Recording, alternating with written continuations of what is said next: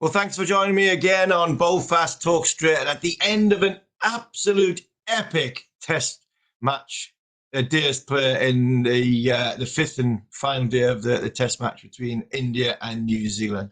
What a fantastic game of cricket we've just witnessed. What a great advert for test match cricket.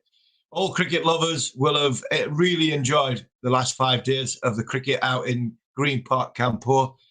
Some people that don't get test cricket just don't understand what it means, because of people say, oh, well, 5 days, and then it ends up in a draw, especially when there was 9 wickets down. But that's the beauty and the art of the game, and that's why the purest game, and that's why we all love the game. And to be honest, at the start of the day's play, I didn't hold much hope for New Zealand. I thought the way the Indian cricket team would come out and bowl on a surface which was not turning sharply, but turning enough, with the likes of R. Ashwin, Ravindra Jadeja, and Axar Patel, especially Axar Patel, who's got 34 wickets in 4 test matches. Phenomenal start to his international career. Would go about their job. I didn't really give New Zealand much hope other than Williamson and Latham if they could hang around.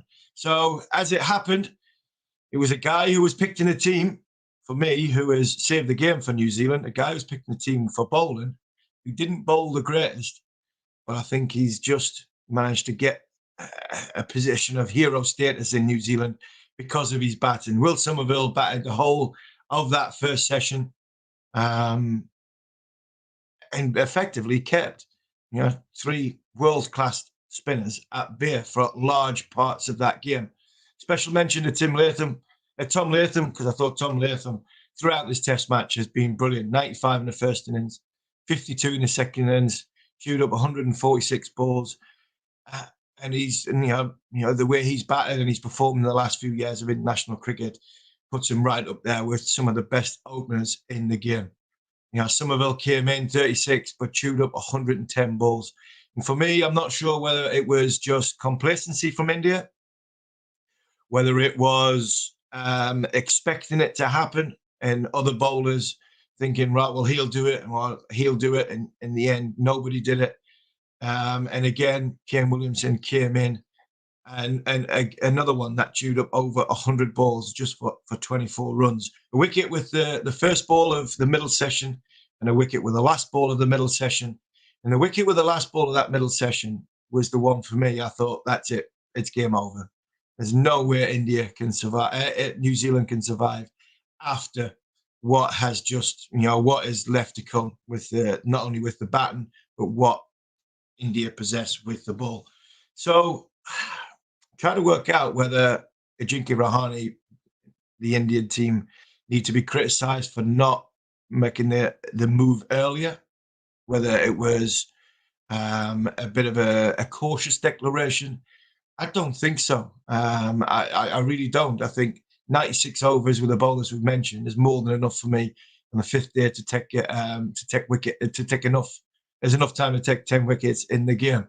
Got a question again from Harris. Hey, Harmy, incredible match. Blunder from Rahane not to declare earlier yesterday. Yeah, you can argue with that if he had declared maybe 8 overs earlier and gone harder. At the back end, he could have had a little bit more time. I don't think the runs were really in the equation.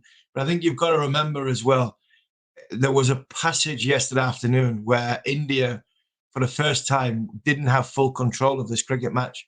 From the toss, I think they've been in full control of the cricket match, apart from that 45 minutes just before R. Ashwin came out to bat, where India were 51 for 5, effectively 100 for 5 in the test match.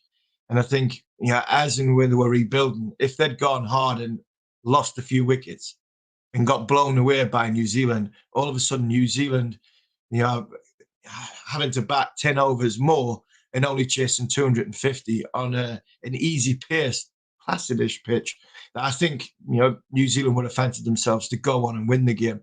Like I said before, you've got R. Ashwin, you've got Axar Patel, especially the way he's bowled in the start of his career, and Ravindra Jadeja, 96 overs on a 4th innings, 5th day pitch. You'd back them 9 times out of 10 to get the job done. Unfortunately, that first session has cost India the game, in my opinion.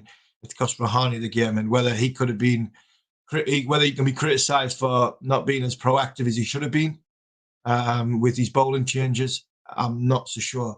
I don't think his seam bowlers helped him out at all. I thought Umesh Yadav and Ishant Sharma were pretty poor throughout this Test match. And I think one of them, if not both of them, will be changed for the Wankhede Stadium in the next Test match. G. Paul, hey, Army, Virat comes in the next game. Who goes out, Pujara or Rahane? Wow, two very, very hard questions there for me. Straight after the day's play, since I've been up since 4 o'clock this morning, commentating on the cricket and loved every minute of it. G. Paul, the honest answer is, in my humble opinion, I'd leave them both out. I think it's unfortunately, time for two great careers. The two of them have had very, very, very, very good. Great's a big word, a big status, but they've had two very, very good careers, in my opinion, for India. They both left the field individually in the third innings of this Test match with their bat under their arm, with a resigned look in their face that this might be the last time they'll walk off in a Test match for India.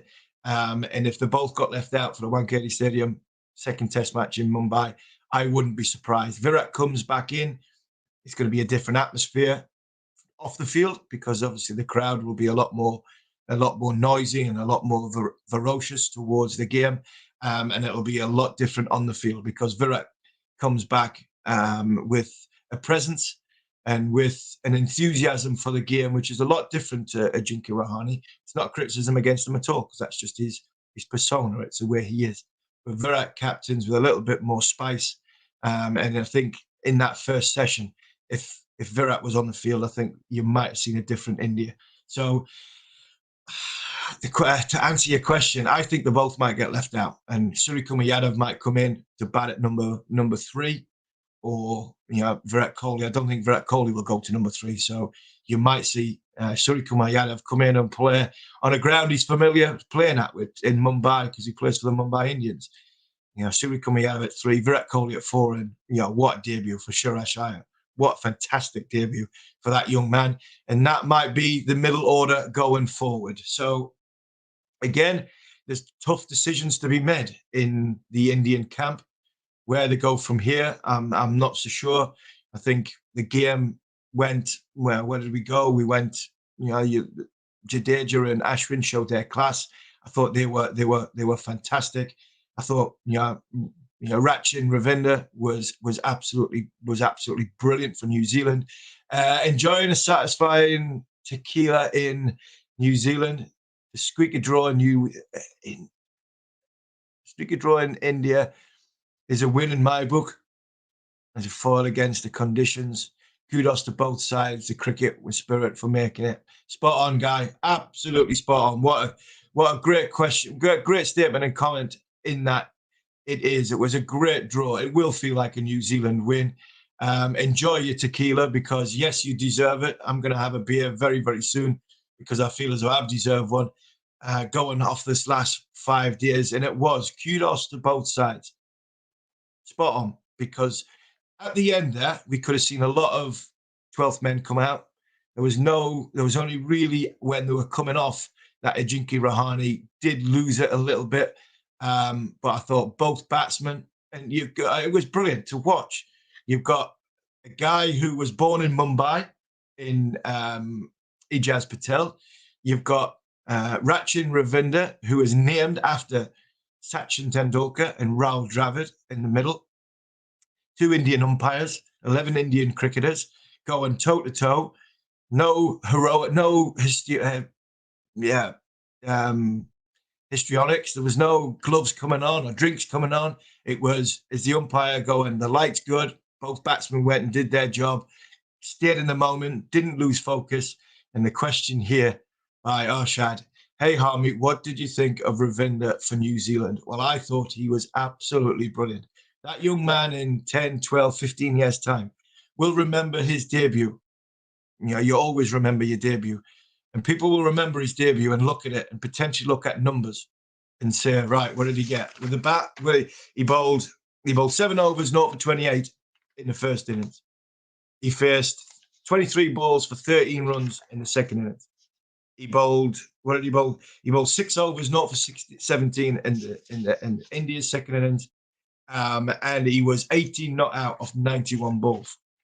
You go on debut numbers, doesn't look a great debut. That man, that young man there, walked into Green Park, Kanpur, in the middle of this afternoon, 5th day of the game, as a 22-year-old boy playing his international debut. For me, he walked off a man. He walked off a man because of what he's just done against the players that we've just mentioned, you know, from a spin bowling department. To see his team over the line as a draw, I think New Zealand have just added to their, you know, forever bigger pool of players who are standing up and be counted.